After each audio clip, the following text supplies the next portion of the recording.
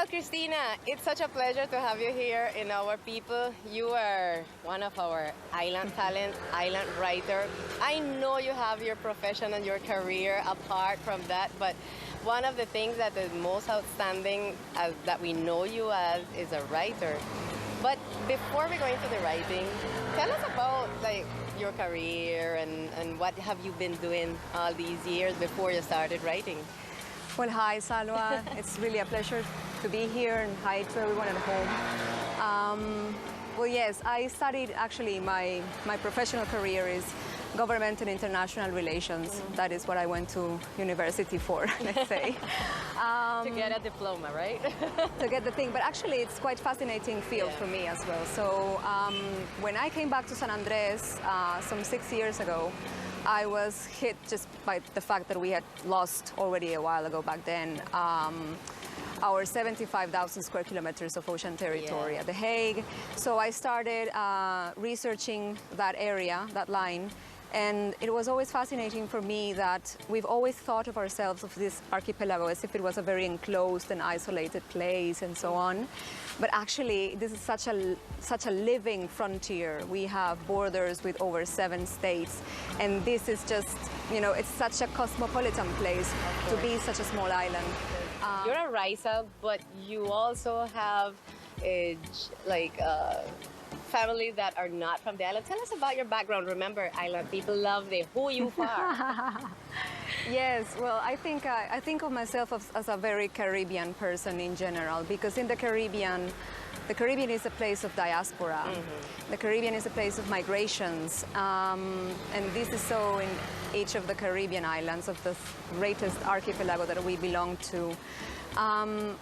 Well, my father, he was born in Barranquilla, but he is the first generation of Palestinians who immigrated into Barranquilla in the early 1920s, and the son also of a Raizal woman, yes, that also migrated to Barranquilla because it was, you remember the crisis during the Second World War with the schooners that were being hit by submarines during that time. So lots of people migrated back then, and my grandmother was one of those.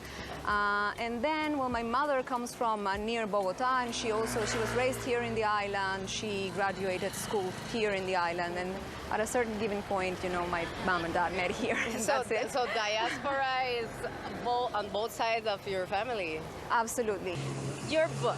So recently you made a tour. You had a tour promoting your book. How did this happen? Well, it started.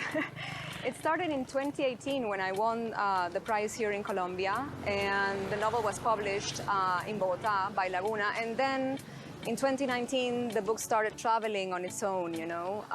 It went to Brazil, it went to Costa Rica, and to Central America. And it went to finally the UK, to the United Kingdom. And I have a publisher there. And finally this year, the book was released. So there were several promotion events. I was staying in Berlin because of a master's that I was finishing there. So it was really convenient. And I started going also to places that were, put down, set to aside because of the pandemics. How much does this book relate to you, this story around it? A lot. It's quite autobiographical, although it has many things, yes, totally fictionalized. It is the journey and the sort of adventure that coming back to San Andres was for me in 2016. When I started just running into people who would know more about my family than I did, running into people who just gave me one hint after the next in order for me to sort of learn whom I was.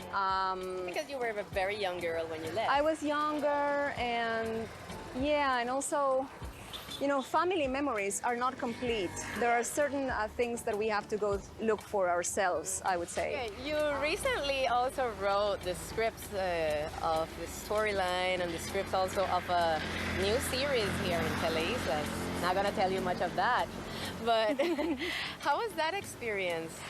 It was fun. It was a different way of approaching writing because it's a completely different genre, right? It's a thing that actually no one will ever read.